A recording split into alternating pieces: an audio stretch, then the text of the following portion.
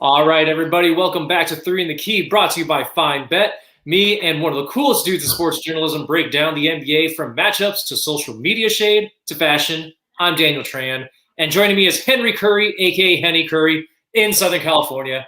Dude, I just spent the last 4 hours watching the Snyder Cut of Justice League. Have you checked that out yet, dude? See, my sister told me that the Justice League series are usually not that good, so I didn't give it a try yet. But do you recommend? I mean, it's 4 hours. I'll say that. But if you're willing to wait it all out, it's actually pretty good. So It's because I lost hope after Superman and Batman, the latest one.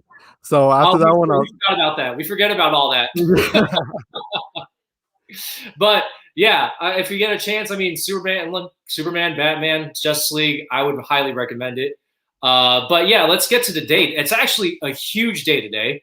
Today we're talking about the player swapping, draft pick swapping, veteran stealing, wheel and dealing, young core breaking, all-star taking, time of the year. And man, I'm having a tough time holding down these NBA trade deadline takes. Woo!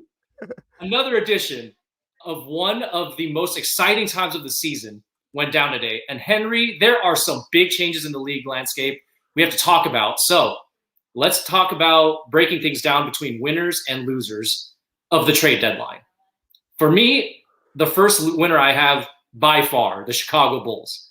I mean, they turned Wendell Carter Jr., Otto Porter, and draft picks into an all-star, Nikola Vucevic, and out Farouk Amino from the Magic. I mean, essentially, they traded two bench players for a stud big man that they need. And then they flipped Chandler Hutchinson, Daniel Gafford to Mo Wagner and Troy Brown, and then switched Mo Wagner out for Daniel Tyus, your boy in Boston, who became expendable after Robert Williams, aka the Time Lord, is playing good basketball. So, Tyus is still a productive NBA player. He's a really solid big guy who can work the pick and roll and occasionally space the floor. So they're sitting in 10th right now, right at where the cutoff is for the play-in tournament. Henry, do you think that the Bulls can make a push for that guaranteed playoff spot? at this point, see, okay, so from the fourth to I believe the 11th seed, or I think the 10th seed, it's only 2 games apart. Right. So at this point, I feel like it's like a weekly thing where the landscape of the East is going to be ever changing. But in terms of the Bulls, I do see them making that playoff push, especially now because they have Nikola Vucevic, and I do believe they got the right piece to complement Zach Levine. So if there's a team to surprise us to make the playoffs this season, especially this late into the season, being contenders for that playoff push, I think the Bulls can finally get to that point again.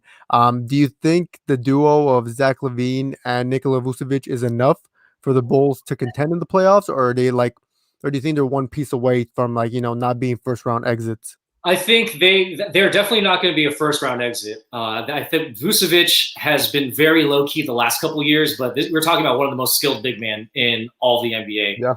and I think that he and Zach Levine will create this great environment for them to kind of grow together and perform well together. But the only question is how far can they really take it? I think it's not enough to really be contending with the Nets or the Bucks or Oh, any of no, those. no, no, no. That's We're another not talking about that. conversation. Yeah, we're No. not talking about that. I mean, there may be a second round exit right now, so in my opinion. But Mhm. for once in the Bulls, like last couple of years, the fans actually have something to get excited for now.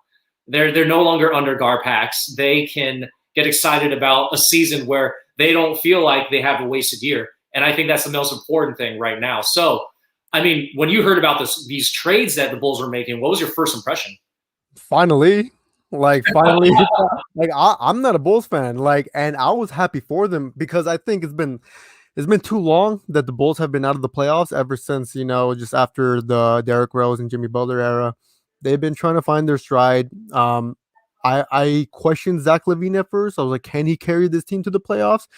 He's one of my favorite players now, averaging over 28 points a game, and I think he's become not only an efficient scorer but an efficient leader in the clutch. So adding Vucevic to that, and you have Kobe White who's still developing, who I think has a lot of promise as well. I think the Bulls, they have a lot of promise, at least for the next. I want to see what they can do in the next 2 to 3 years with this core now. But in terms of this year specifically, I'm excited to see the Bulls back in the playoffs, especially because it's not guaranteed. You know how the East is. The East, right? At least this year, it's super interchangeable between so many seedings. But that's one team that I do want to see in the playoffs. Now, I know you're not a Bulls fan, but is that a team you would like to see again in the playoffs this year, or do you think can you wait that out as just a general NBA fan? I mean, no, this year would be. I think they have a great chance of being a guaranteed spot in there because I mean, if they start gelling together, especially Zach LaVine and Vucevic, that brings everybody else into it, right? Lauri Markkanen's still there for the time being, and then you have Kobe White, you have some other really good young pieces there. I think they can make a little bit of noise, especially since that area between I think it's fourth and 10th, like is just so close. And I think if they make a pretty decent run at it, if they go against the fifth seed as the fourth seed, or the fifth seed against the fourth seed, I think they have a great chance of making it to the second round. But if you're asking me if they can beat those top three teams, I don't think so. No, no, no. Yeah. They're gonna have to wait until next year really to get maybe a third star in order to really be contenders. But do you think having Vucevic in Chicago would attract another? I would say another All Star caliber player, or do you think he's not that type of the Bulls still don't hold that type of attractiveness for that type of stuff? So for me, I think Vucevic's skill set gets overlooked a lot. I don't know if that's the case with NBA players when they go against him, because I mean he puts up like an easy 20, 10, and 5 sometimes, and you're just like, where the hell did that come from? So I mean maybe these NBA players are a little more aware of how the value of that, how much he brings in terms of floor spacing and taking up the paint. Surround him with a shooter, like maybe a shooter comes around Chicago and be like, oh, I could definitely play with LaVine and handle the rock. Maybe a point guard comes in and like wants to distribute that out. So I think that I think they have enough to get a third star there. I mean, especially it's the Chicago market, man. Who doesn't want to be successful in Chicago? Where they've seen Scottie Pippen, they've seen Michael Jordan. I think there's a great chance for them to pick up that third star. Yeah. Just real quick, I think those are I think the only thing holding other superstars or all stars from going to Chicago is that like what you just brought up, that those are some pretty big shoes to fill. So if you don't do that in Chicago, it's kind of goes against the tradition of the franchise itself, and it's been struggling recently. But I think they're in the uptick now, especially with Vucevic going forward. So the East is tougher. Celtics aren't doing that good, but it's all right. We'll get to them later. In Chicago, if you're not built that way to like try and build your own legacy, then they probably don't want you there anyway. So True. yeah, I think they're going to be fine. But like, let's get to the first loser I want to get to, and that's the Toronto Raptors. They don't deal Kyle Lowry, so they have a 35-year-old with an expiring contract that's just going to ride out the rest of the season. They were in serious talks with the Lakers and the Heat, but they were unable to move him.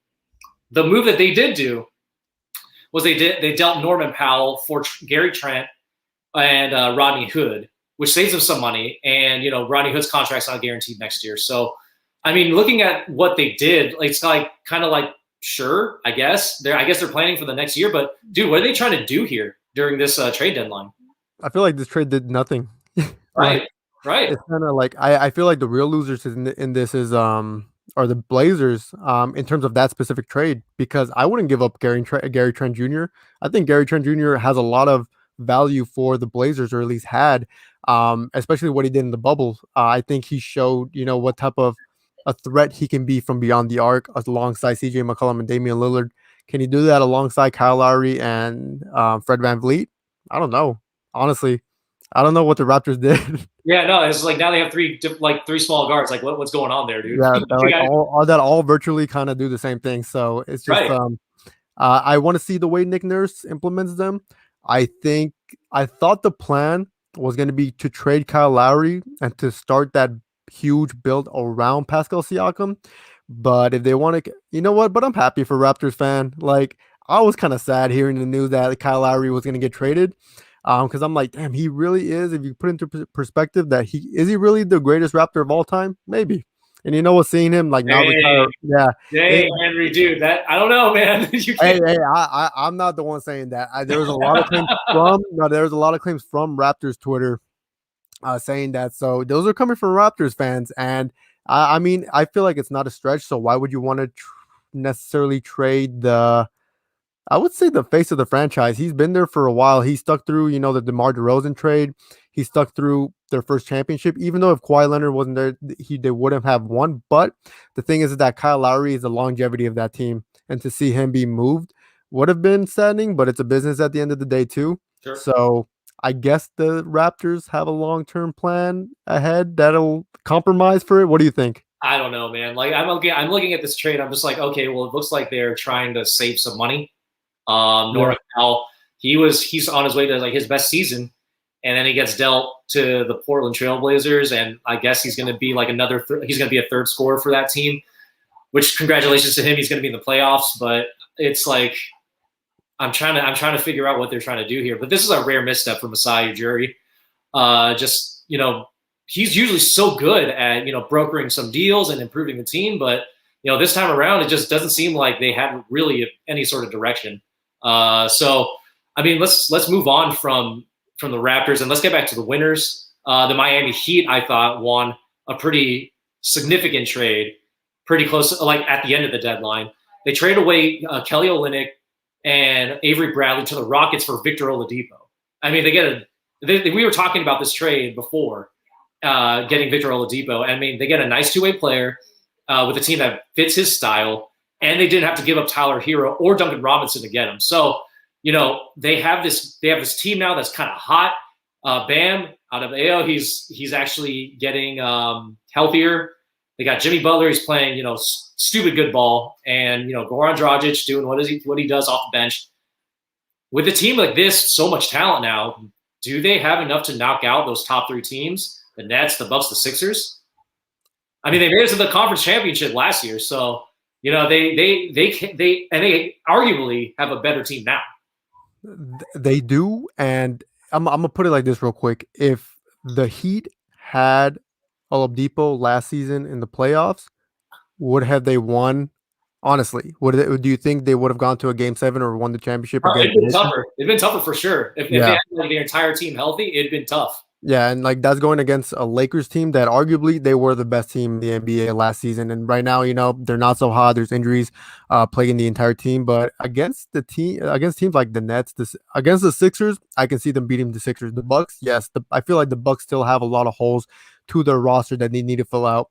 That's the only thing. The Nets are the biggest problem now because I think it's proven now that the chemistry between James Harden, Kyrie, and KD, it works really well. And that's something that surprised a lot of us. And now the addition of Blake Griffin just adds more to their roster. So that one would be a tough one. That looks like a Eastern Conference Finals matchup to me. And honestly, it would be very interesting. I think we would all want to see that, right? But but if the only thing is Victor Oladipo in the right situation to play like he did prior to his injury? I think he is. I think Eric Spoelstra is going to implement him well in the system. Do you think he's going to be able to reach that level again with the Heat, or do you think it's still going to take some time? I mean, listen. So for me, Victor Oladipo, he gets down on defense, right?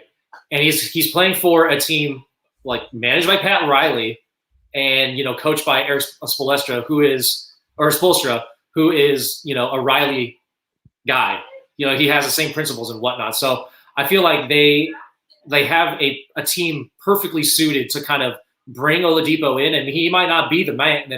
That's Jimmy Butler, unquestionably. Oh yeah. But they have a team now that can, absorb what he does well and then really showcase that without having to sacrifice too much. And I think that, of all the places Oladipo could have gone, I think this is the best situation for him because it's a great fit, and they have a chance to get back to the NBA Finals like they did last year. So I think it was a great choice by Oladipo, or it's a great situation for Oladipo to have been traded to. Do you feel the same way, Henry? I think it's the best situation. I'm happy for Victor Oladipo. I think after during his days in OKC, I was like, I don't want this to be wasted talent because I see so much potential in him, and he was able to express all that prior to his injury in Indiana. So I want him to get back to that level and showcase that in the playoffs, and he's going to do that with the Miami Heat. I think he's in the perfect position, especially because if we're talking about the Heat, are they in talks, or are the Spurs in talks with LaMarcus Aldridge for a buyout? And there's talks of LaMarcus Aldridge possibly going to the Miami Heat, right? I think there's Yeah, reports no, saying that they already bought him out. It's official. So it's official. he's Okay, so he's kind of in negotiations with with multiple teams right now. then this Miami Heat team is dangerous. Honestly, like yeah, like the management. They get LaMarcus Aldridge, man. It's gonna be a crazy Western Conference final if they go up against the Nets. Oh yeah, 100%. And I think this, if they make it past the Nets, I think this solidifies Pat Riley is probably the best um, front office, head of front office in at least the Eastern Conference, if not the whole league. But Sam Presti's up there too. He has 17 first round picks and 17 second round picks for the next 7 years. So that's another conversation. But yeah, Sam Ainge over there. Sam Ainge with all those assets that he might not. but it's just like, but then looking at Pat Riley, I'm like, I wish Danny Ainge can do the same, but oh well. Well, I mean, let's talk about Danny Ainge a little bit. All right. So in the losers column, I have the Celtics, man, and it hurt me. It hurt me because I know it hurt you. They got Fournier, who at shooting got 2 second rounders for him. That's a great move. I like that move for them. Got a third scorer, but they got rid of Daniel. They got rid of Daniel Tice's contract, which I guess they kind of wanted to do because it was expiring. So why not move him? But I mean, they missed out on getting Aaron Gordon, and they might miss out on buyouts like LaMarcus Aldridge and Andre Drummond. I'm not hearing a lot in terms of their prospects in that regard. So, I mean, if I were a Celtics fan and I was expecting something big to happen, I would have been disappointed. But dude, how do you feel about the Celtics trade deadline? You know what's funny? I'm disappointed, but not surprised. It's just like when you look at the Celtics right now, they're below 500. They're the 8th seed in the East. So, and then having the talent that they have, it just kind of it puts Danny Ainge against the wall that I feel like he hasn't been in a while. And it's just in a management perspective, I knew we weren't going to get Aaron Gordon. He's on the Nuggets now, and we're going to get to that. But getting Evan Fournier, it's just he's averaging 19.7 points per game, which is good. We do need another scorer, and I think this will put Marcus Smart back in his 6-man role. But it's just like, was that the piece we needed? No, we got rid of Daniel Tice, which is good. You always hear me talking about I don't like Daniel Tice. But in all fairness, he is a solid big man. I feel like he's going to help any team that he goes with. But it's just like, if our best big man is going to be Robert Williams and his backup is going to be Tristan Thompson, we got to do better than that. And we could have done better than that, but I'm not Danny Ainge. I can't pick up the phone and be like, call up LaMarcus Aldridge or Andre Drummond. I wish I can, but at the end of the day, the Celtics are just in scramble mode, and I've accepted many realities right now, especially because I'm looking at their standings right now. And like I said, 8th in the East, 21 and 23. They lost. I mean, they're 4 of their last 10. This is unfamiliar territory, so I'm waiting on the offseason. I was not. Yeah, we'll see what happens. I was not expecting much, but at least in your perspective, I know you're a Laker fan, but just seeing the moves that the Celtics did, what do you think they could have done better before I would have made a bigger play for Aaron Gordon, that's for sure. Dude, if you guys got Aaron Gordon, that guy would have turned a lot around for the franchise. But it's weird. It was weird with the direction that Danny Ainge kind of took it. Getting rid of Tyus contract, even though he's still pretty solid backup. That could have helped a lot in the playoffs if you guys were actually planning to go to the playoffs. I mean, I don't know whether the message within the organization has changed or not, but you're the Celtics. You have to play for that championship. You have to try your best to go for that championship. So it was kind of weird. I'm not gonna lie, to see the Celtics kind of just crap the bed. It's just not very. It was. I'm used to Danny Ainge not doing anything with his assets, but I mean, this was kind of a new level of what the hell, man? What are you doing? Wait. Be honest. Was it weird, or did you enjoy it also? I mean, I'm not. Okay, I enjoyed it, but I as a Laker fan, we're gonna go over this in a couple of sessions down. So, I mean, with our franchises, there's a certain expectation of trying. Yeah. The Celtics, they didn't really make that effort, and the Lakers, we'll get to them later. But let's move on. Let's get down to them. But before we get down to them, let's get to another winner. I want to go with Denver, man. Now they were intriguing. They were intriguing in the Western Conference before, but I mean, now that they got Aaron Gordon and JaVale McGee, but like they might have been the Western Conference team that improved the most during this trade deadline. I mean, they lose Gary Harris, sure, and RJ Hampton. But they get veteran defensive players who could just fly down the court and play defense and, just affect the ball and affect the game in different aspects. And I love these moves that the Denver Nuggets made. And, they're currently, I believe, in 5th in the Western Conference. But, there's not a lot of games that's separating them from the second spot. And I do think that they can make it to that second spot with the pieces they have now. I think so, but one of the things I'm factoring in when I'm looking at the teams that are in front of them are the Lakers, Clippers, Suns, and Jazz. We all know that the Western Conference is a lot stronger than the Eastern Conference, so it's just trying to get past those teams. Even though the Lakers have an injured LeBron and AD, that's a factor where I think those two spots can swap, and you guys can be the 5th seed going into the playoffs, if not maybe the 7th seed. But we'll see how that plays out. We'll see how it plays out. Yeah, yeah, we'll see how all that plays out. It's gonna be interesting, but it's just looking at their lineup now. It's like, is Aaron Gordon the right piece? And I'm like, I think so. If you look at their style of play, especially the way Jokic facilitates and makes Jamal Murray a better scorer, I feel like he's going to facilitate well for Aaron Gordon as well. Aaron Gordon is only averaging 14.7 points per game, but I think that amount of scoring is perfect enough for this Nuggets team, especially because the offense and the defense centers around, or it revolves around, Nikola Jokic. He leads the Nuggets in every single statistical category. Yeah, you saw that, right? You saw that. Oh, yeah. So just when you factor all that in, Nikola Jokic is a type of player to make other all-star caliber players better. I don't think they had that in Orlando. Nikola Vucevic, yeah, he's great. He's a great big man, solid big man, but I don't think he's the type to necessarily make his teammates better around him. And I think Nikola Jokic has that factor, and that's going to only help Aaron Gordon. Plus, now being coached under Mike Malone and with having all that playoff experience, I think Aaron Gordon is going into the right role. Does this scare you as a Laker fan? Oh, it totally scares me. But like, I'm just a worrywart, when it comes to the Lakers. So I mean, I'm looking at this team in Denver now, and they have some ballers out there now.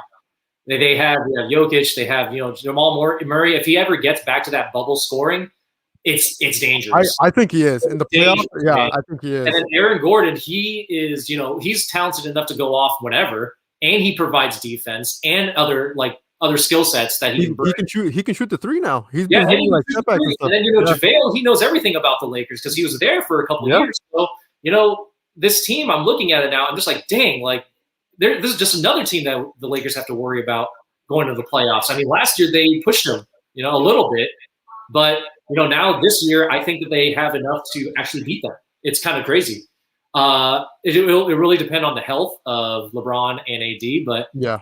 Looking at this team now, it's scary. It's scary to me, and there's no lying about that. I'm just gonna say it straight up. Yeah. If we're talking about Los Angeles, let's talk about them, or let's talk about them and the Clippers, because I have them both as losers during this trade deadline. I mean, the Clippers, they made this very kind of shruggy trade. I call them a shruggy because it's like you're just like this at the end of it. Like, what the hell was the point of that? They gave up Lou Williams for Rajon Rondo. I mean, not only did they give up Lou Williams, but they gave up draft picks and cash for Rondo, who's playing in Atlanta and not doing really well. He's playing like preseason Rondo. It's not even regular season Rondo. He's playing preseason Rondo. And I'm guessing the Clippers are hoping that he becomes playoff Rondo. Yeah. But, I mean, are they even better after this trade, Henry? Yeah, I'm going to say this right now. It worked for you guys. So why wouldn't it work for the Clippers? Well, that's the thing. It's like with Rondo, he and LeBron kind of play together, off together, right? Like, who does Rondo have on that team to play off of? Kawhi? Does Kawhi have like the kind of killer like basketball IQ that LeBron does? I mean, we know that Paul George doesn't have it, so it's like, Yeah. you know, I think Kawhi, when it comes to basketball IQ, I think Kawhi is really up there. I mean, something up that there with LeBron James though. okay, when you steal the ball without looking, do you remember that play when he was back in the Oh yeah, of course. okay, that's basketball IQ. The epitome of basketball IQ because he's so aware of not only, he's so aware on both ends of the floor that I feel like having a player like Rondo is gonna help him. Um, because we all know Kawhi Leonard is not a facilitator, but I feel like it's just gonna help Kawhi be more efficient as well and give him better looks, especially because Kawhi's so good at finishing and he's their best scorer because Paul George can be inconsistent, but Rondo is the type to make players better. We've seen it before. Yeah. I think back when he was with the Pelicans, if their meltdown against the Blazers, they lost, they got swept in the playoffs, but before that, like the Pelicans were looking good. He made that team relatively better, even with AD and everything, and he made them somewhat playoff contenders. And I think having Rondo can push the Clippers over the edge, especially when it comes to playoff time. We all saw what he did in the bubble, and we've all seen what he's capable of in the playoffs. So, or do you think that's a fluke now? Do you think that Rondo is kind of over? No, I don't think so. I'll give Rondo the respect he deserves. I mean, when it actually matters, he can play like he can dominate a game still. But it comes in spurts. It like comes in like 2-3 games at a time, and then he kind of disappears. And then, it's with Rondo, his value right now in the regular season is just to get these guys organized and able to perform at their peak in the playoffs, right? Because he has that experience. And once they get there, he can start doing whatever he needs to do in order to get the team to win. I just find it's kind of like I don't really understand. I guess that's the reason for them bringing him on. But like when the trade happened, I was like, this is kind of odd. It's like I'd rather have Lou Williams' like explosive scoring, which can like tangibly affect a game, whereas like Rondo's more intangibles and but like at this point, after watching him on the Hawks, like, does he have it still? Like, it's questionable. Like at this point, it's questionable. I don't think he wanted to play on the Hawks. I think he busted a Blake Griffin because Blake Griffin's first game against the Nets, he dunked the ball for the first time since 2019. Yeah, right. So I wouldn't doubt it if Rondo was kind of downplaying himself in the Hawks because I think this is what players do now. When they don't want to be at a specific team, they do this, drop their value, they get traded, and they start playing like themselves again. An example is like Blake Griffin recently. We know he's got a lot left in the tank. I still think Rondo has a lot left to offer, and I feel like he can bring that sort of value that he was able to bring to the Lakers for the Clippers. And just being under Ty Lue, that's not really, I guess, a factor, but he'll work with that, I guess. Yeah. But aside from that, you guys got another contender? Like I think I say if he got along with if he I think he'll get along with Ty Lue just fine. Just like I think because if he got along with the Lakers coach before, I think it's going to be totally cool because I think he's finally learned to kind of take the advice of coaches and then kind of implement that without having to fight them all the time like he used to. He's pretty stubborn. He's really stubborn. He's really stubborn. Yeah. But okay, let's talk about the other LA team, and it dreads me because I was really hoping they would do something. The Lakers, they had a chance to get Kyle Lowry, man, and they just couldn't give up THT, Taylor Horton Tucker. They just couldn't give them up. And at first, I understood why they didn't do it because it would hurt their depth. And I do like THT's upside, but then I put this into our group chat, and I just got like eviscerated basically for even this would have been like I can understand why the Lakers like would not make this move. And I now understand it. It's like they miss out on a former All-Star that is just waiting to like get his engine revving again for a playoff run, and he's also a champion. And it would have been a great move for the Lakers to win now for sure, to get somebody that is a proven champion and star on like starting or off the bench. Like, who cares? Like he just wants to win a championship at this point, right? So, I mean, looking at the Lakers, they're currently 4th in the West. Do you think that the Lakers needed to make a move to keep up with their rivals? Because, I mean, after seeing what Denver did and, now we talked about the Clippers, Even though Blazers did something, like, do you think they needed to make a move? You guys have two injured superstars. Yeah. When they come back, I feel like you guys will be more than fine because like in the reality of the matter, like yeah, they could have made a move, but I think Rob Pelinka realized before he pulled the trigger, like, wait a minute, we have LeBron and we have AD. They're injured right now. Inevitably, they're gonna come back because prior to these injuries, the Lakers were cruise walking past the regular season. And like I acknowledge that as well. Like this Laker team is so much better than last season already. Right now, the only anomaly or the only factor is that LeBron and AD are injured. So I don't think they're in they realized they weren't in desperation to make a move. Um, just like realizing those type of things where you do have two of generational superstars injured. Does that bring some sort of comfort for you, knowing that they'll be back? Oh yeah, absolutely. I mean, I like a buddy of mine was asking me, he's like, "Am I worried about the Lakers right now? Now that both LeBron and AD are out?" I was like, "Not really. Like, I don't care about that like what playoff ranking they are, as long as it's a guaranteed spot. If it's like within 1 to 6, I really don't mind where they're at because I think like once it gets to playoff time, they can do what they usually do, which is just win and dominate. Like you saw what happened last year. They would always lose the first game, and then they would just win the next four. Yeah, for the rest of the time. So I think that if this team is better than last year's team, I think once everybody gets healthy, I don't think it's going to be that much of a worry. Would have been nice to have Kyle Lowry. I think it would have been. But and the way that he's 35 years old. Like if it was 4 years earlier or 3 years ago, I feel like, not trying to speak for Lakers fans, but it would be more of a smart move. But just considering the age, yeah, you feel like at this point in time, his career is winding down. So just getting a player like him, he would be a rental, though. Yeah. So, I mean, we don't know if he's going to be a rental. Maybe he gets like a veteran, like maybe we get him at a veteran discount next year or something like that. But I don't know. Like it would have been great to just see Kyle Lowry, contending for another championship because that guy is so damn competitive. Oh he, yeah. He hates practice, but apparently, he's just so damn competitive. And I would have loved to see that kind of fire with the Laker team. But if it didn't happen, it didn't happen. I'm not super worried about it. Just it would have been nice. Like, but that's just me speaking from like a first world problem kind of status. It's like we didn't need to make a move, but it would have been good. You just want a Kyle Lowry jersey and a Laker uniform. Every star looks great in purple and gold, man. I'm just gonna say that right now. Okay. So talk about quickly about two winners that I wanted to get to. The 76ers, they didn't get Lowry, but they got George Hill, which is a good two-way player for them, and he can space the floor, right?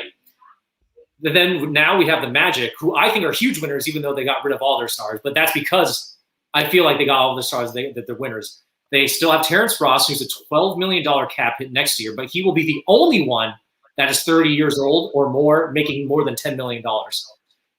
They will still have Jonathan Isaac, Markel Fultz, RJ Hampton, Cole Anthony, Mo Bamba to build around, and everyone is going to be under 25. So they have plenty of young talent to build around. Do you think that they will take long to become playoff contenders, or do you think that it's going to be kind of an immediate build? I think it's going to take long because when I think of the Orlando Magic, especially the post Dwight Howard era, it took them a while to get back to the playoffs and barely still, being first round exits and not having too much success in the playoffs. So now, getting rid of their best players, it's rebuild time. But I feel like if Markel Fultz never got injured this season, we wouldn't be talking about a bunch of trades. I think we would be talking about the Magic being the fourth or fifth seed in the East instead. With Markel Fultz? With Markel Fultz because he had such a good start to the season, and before his injury, they were 5-0. So it's just like the Magic finally figured it out. Boom, just bad luck for the Magic, and I feel like that's just their franchise in a nutshell. Like I said, after the post Dwight Howard era, so I feel like I don't want that luck or that fortune to follow them, that type of fortune to follow them, but I feel like it may, just knowing that the direction of the franchise is kind of unknown. But they do have all of that young talent to build around, and I think that's they're going to bet on that, and they're going to bet on Jonathan Isaac and Mo Bamba, and they still have Markel Fultz, who's going to come back, and I think he's going to come back strong. But Let's see what happens. Might take a few years. Do you have a timeline on when they might make it back to the playoffs? I mean, my timeline is always 3 years. Like after we say, oh, this team looks good, or like this team has talent. If you say a core has talent, I'll give them 3 years to figure it out. So like I'll give them the 3 years. I think it'll take them 2 years. I think it'll take them 2 years though, because like I think that they've been in the league long enough to kind of know what it takes to play games. So they just have to figure out how to win. And I think that 2 years down the road, I think it'll be the Magic will have something to look forward to for sure. Speaking of looking forward to, there's a week ahead, and we can talk about games, but the thing I'm looking most forward to is the buyout market. So the trade deadline might be over, but the player movement doesn't stop. So undealt stars, hitting the market, teams will be clamoring for their services. LaMarcus Aldridge is at the top. He got bought out by the Spurs. Miami's considered the front runner for him, but he will field other offers from other teams as the week rolls on. The Celtics, the Lakers, and Portland are in the mix to get him. Do you think that he ends up with the Heat? Because, I mean, those three other teams have great pitches that they can make to get him to play for them. So do you think the Heat will get him? There's also a chance he may end up in Portland, and that's where I want him to go, just because I want him to go back and fulfill his destiny over there. But the front runners are obviously the Miami Heat, and I think it's going to happen. Knowing Pat Riley, and he is the godfather. He can sell the crap out of that team. Yeah, he is the godfather of basketball, and just seeing previous interviews with other players talking about how Pat Riley sits them down in their meetings and how he literally, I forgot which player it was, but he just threw a bunch of championship rings on the table, and that was his pitch. And I'm like, it's not a bad pitch, like especially if you want to attract all-star caliber players. Pat Riley's that type of guy. So who wouldn't want to go to Miami right now, especially knowing that they made the NBA Finals last season? They're in the best position to probably do that again, especially if they acquire LaMarcus Aldridge. What about you? What do you think? I think he ends up with Miami. The pitch is too strong to end up anywhere else. It's like, dude, like you have young talent, but they have all-star talent, young but all-star talent, and they can make a push for that finals. They can push the Nets, and if you want to be one of those renegades that doesn't go to the Nets and then topples them, I don't know. I think LaMarcus, he might want that challenge. He might want that challenge to change any sort of like narrative that he's kind of gotten while with the Spurs. So I think that he has a chance. Like the best chance to get him is Miami. I don't know if any other team can make a better pitch than them. Yeah. But when it comes to Andre Drummond, though, he was bought out by Cleveland.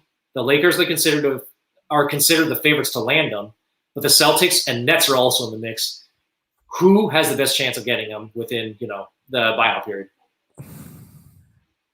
I think the Nets, because so sad.